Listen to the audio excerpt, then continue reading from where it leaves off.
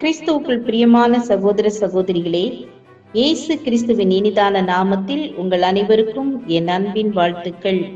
இன்றைய நாளுக்கான வேத வசனம் யாத்ராகமம் 20ஆம் அதிகாரம் 6ஆம் வசனம். என்னிடத்தில் அன்பு கூர்ந்து என் கற்பனைகளை கைக்கொள்ளுகிறவர்களுக்கோ 1000 தலைமுறை மட்டும் இரக்கம் செய்கிறவராய் இருக்கிறேன். தேவன் இஸ்ரவேல் ஜனங்களை எகிப்து தேசத்திலிருந்து வழிநடத்தி சென்றபோது அவர்களுக்கு 10 கற்பனைகளை மோசேயின் மூலமாக கொடுத்தார். அதில் ஒன்று, என்னிடத்தில் அன்பு கூர்ந்து என் கற்பனைகளை கைக்கொள்கிறவர்களுக்கோ 1000 தலைமுறை மட்டும் இரக்கம் செய்கிறவராய் இருக்கிறேன் என்று வாக்கு பண்ணுகிறார். தேவனிடத்தில் அன்பு கூறும்போது அவர் நமக்கு 1000 தலைமுறை மட்டும் இரக்கம் செய்கிறவராய் இருக்கிறார். இந்த உலகத்தின் அன்பு மாயையே.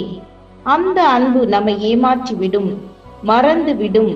1000 தலைமுறை மட்டும் நமக்கு இரக்கம் செய்கிற தேவனிடத்தில் நாம் அன்பு கூறும் பொழுது அந்த அன்பு நம்மை ஒருபோதும் கைவிடாது.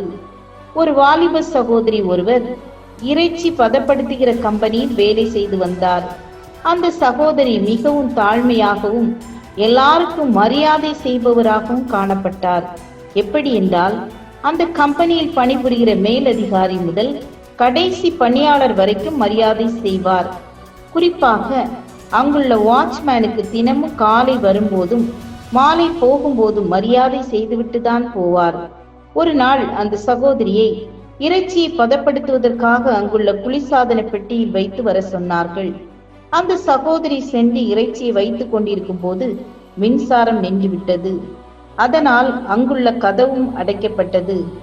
அந்த சகோதரி அந்த அறைக்குள் இருந்து வெளியே வர முடியாதபடி, யாருடைய உதவியும் இல்லாதபடி மாட்டிக்கொண்டாள். தான் மரித்து போய்விடுவோம் என்ற எண்ணத்தோடு பயந்து கொண்டிருந்தாள். ஐயோ, யாராவது உதவி செய்யுங்கள் என்று கதவை தட்டி கொண்டிருந்தாள். அப்போது அங்குள்ள வாட்ச்மேன் வந்து கதவை திறந்தார்.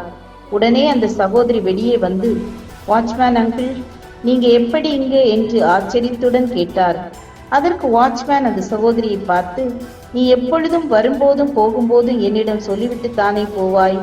இன்று அதிக நேரமாகியும் நீ வெளியே வரவில்லை, அதனால் தான் இங்கு வந்து பார்த்தேன் என்றார்.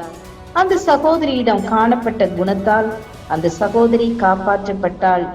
நாமும் தினமும் ஆண்டவரை தேடினால் அவருடைய இரக்கம் நமக்கு என்றைக்கும் காணப்படும். ஜெபம் செய்வோம். ஆண்டவரே, நீர் மிகவும் இரக்க நிறைந்தவரானபடியினால் உம்மை மாத்திரம் காலையும் மாலையும் எல்லா நேரமும் நோக்கி பார்த்து இரக்கத்தை பெற்றுக்கொள்ள எங்கள் ஒவ்வொருவருக்கும் கிருபை தாருங்க. இயேசுவின் நாமத்தில் பிதாவே, ஆமேன், ஆமேன். God bless you.